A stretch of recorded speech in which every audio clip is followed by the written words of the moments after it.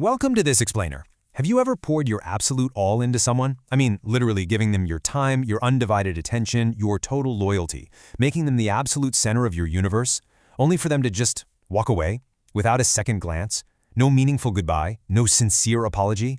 It hurts. It's a profound pain that leaves you sitting there in the quiet, racking your brain, wondering how someone could just flip a switch and forget you instantly. Well, today, we're breaking down a really fascinating psychological framework derived from a detailed analysis of relationship dynamics. We're looking at something called the Stoic Relationship Blueprint. It's an empathetic but absolutely firm look at how you can transform that raw emotional pain into undeniable stoic strength. So naturally, you're left to asking this haunting question, right? Did I ever truly matter? Did they ever really see me?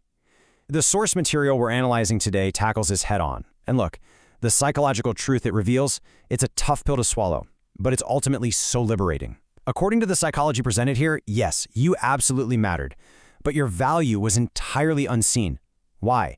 Because you gave it away way too freely. See, a lot of modern relationships break down because really good people drain themselves for someone who just hasn't earned it.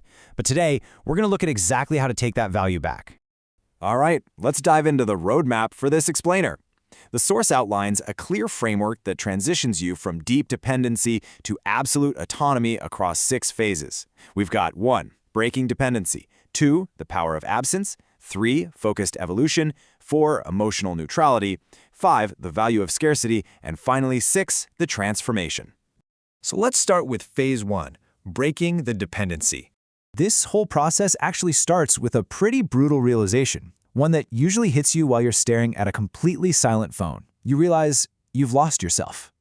The solution here is detachment.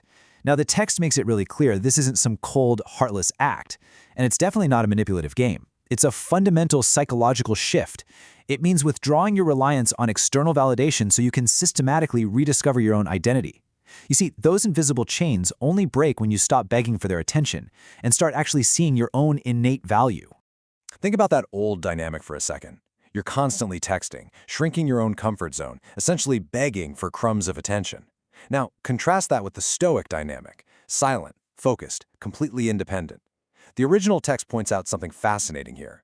When you adopt this Stoic approach, the other person actually feels the shift. Your constant availability just vanishes. And in that silence, a kind of primal unease begins to wake up in them. It really all boils down to this crucial point. Neediness hides helpless desire. Releasing this dependence is the absolute first step toward genuine personal strength. You have to stop waiting to be chosen and start choosing yourself. You start building yourself back up, not to prove them wrong, but to prove yourself right. Moving right along to phase 2, the power of absence. So how do you actually execute true absence? Well, it's by recognizing that your complete digital and physical withdrawal creates profound mental turbulence for the person who walked away. Notice what isn't required here. No dramatic exits, no angry paragraphs sent at 2 a.m., honestly, not even blocking them. You just become an absent presence, because a quiet, completely unannounced exit carries so much more weight than a loud, theatrical one. And you know what happens? This creates a massive cognitive dissonance for them. Their expectation is that you'll always wait around, that you'll readily react to their posts and stories. But the harsh reality? Total silence. Because you're out building a brand new life. That psychological discomfort hits them incredibly hard when they realize they can no longer check your emotional temperature. You are entirely out of their sight and completely out of their control.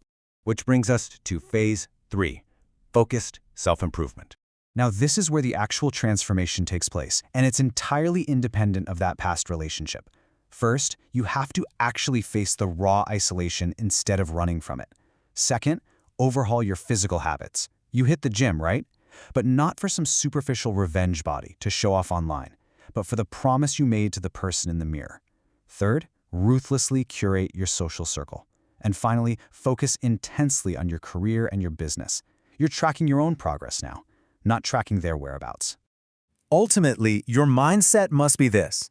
The goal is not revenge, but rebirth. This isn't about being petty. It's definitely not about trying to manufacture cheap jealousy. You level up because your potential is simply far, far greater than chasing someone else's shadow. Next up is phase 4, emotional neutrality. This is often the absolute most disorienting phase for a former partner. Why? because the loudest response is absolute silence. A former partner might try to test the waters, right? Maybe they post some nostalgic photos, or they try to do something to elicit a reaction, just to prove to themselves that you still care. But listen, if you get angry, or if you cry, they know they still have you. Remaining peacefully, completely unbothered, that asserts total emotional control. It shows you've completely outgrown their game. So you might be wondering, how long does this all take? Well, the source maps out a rough psychological timeline for us. Day 1 is really just about surviving that raw pain. By month 1, you've established absolute distance. By month 3, your focus is heavily shifted to your own personal growth. And by month 6, you step into total emotional freedom. You literally transform from an open wound into an immovable object. That leads us right into phase 5, the value of scarcity. This is the final psychological trigger. All of that disciplined self-improvement naturally alters how the rest of the world perceives you. Think about it. Initially, your affection was probably viewed as abundant or even guaranteed. Basically, they saw just a tiny fraction of your actual value. But as you detach, you start being seen as independent. And as you withdraw completely, you become rare. You become valuable. The entire perception flips. They suddenly realize they aren't looking at someone desperate anymore. They're looking at a genuinely high-value individual. And the results of creating this scarcity are just profound. You develop this unapologetic confidence, a truly assertive presence. Because you're focused entirely on your own goals, you naturally start attracting genuine attention from other people. You stop apologizing for prioritizing yourself. And when a former partner sees the rest of the world valuing you, they are forced to confront a really uncomfortable truth. They deeply, deeply underestimated your potential.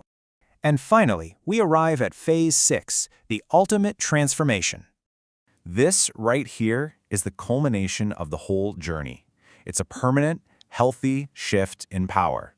As the text beautifully puts it, you are no longer the sun their world revolves around. Actually, scratch that. It's more like they are no longer the sun your world revolves around. You are no longer just an extra in somebody else's movie. You have completely reclaimed your own center of gravity. Which leaves us with a final question, one that you really have to answer for yourself every single day. Are you building a future, or are you just missing the past? If you take absolutely anything away from this explainer, let it be this. True Stoic strength isn't about figuring out how to get someone back. It's about getting yourself back. So take this psychological blueprint, apply it to your life, and focus entirely on that incredible future you're building.